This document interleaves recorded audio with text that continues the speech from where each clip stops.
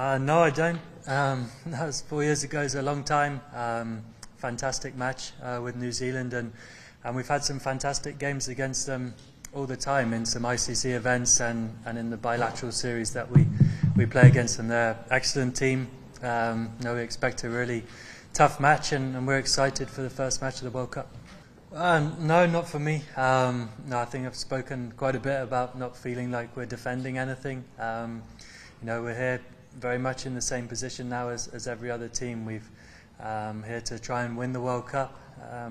We look forward to what's going to be a great tournament. We're all starting in the same place and have big dreams and ambitions and going all the way. Yeah, I think it gives us a lot of familiarity with the venues and the travel around India, the hotels we stay in, and those kind of things. So we know what to expect. Obviously, we're playing 50-over cricket, not 20-over cricket as you would in the IPL. And lots of the other teams are in a similar position with that. Many players from all around the world come here and experience the IPL. So I believe that's an advantage for most teams to have played quite a bit of cricket in India. Yeah, well, I think Jimmy is still available for selection.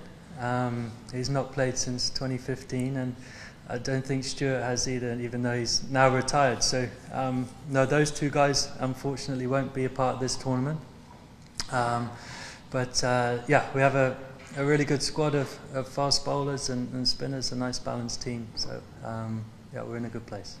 Yeah, I think the big skill in it, there'll be lots of different wickets we'll play on around the country. There can be some of the best batting wickets in the world here. Some of them can be a little bit on the slower side, some can spin. So reading the conditions quickly will be a big part of the game. But we will always try and adapt our style of attacking cricket to whatever surfaces we're playing on. I think you've got to adapt in the game and play differently, but we'll always, whatever the sort of game is, we'll try and play at the higher level of that. I think T20's had a huge effect on all cricket. The way people can play Test cricket now, the shots that batters are prepared to play in any format of the game. I think the attitude to risk is to take more on as batters, especially in this day and age. And absolutely the T20 skills drip into the ODI cricket. So ODI is its own format. 50 overs can feel like a long time sometimes, or a short time to bat. So as I mentioned previously, reading conditions and adapting and making the most of those conditions, whether it's with the bat or the ball, will be a key factor in the World Cup.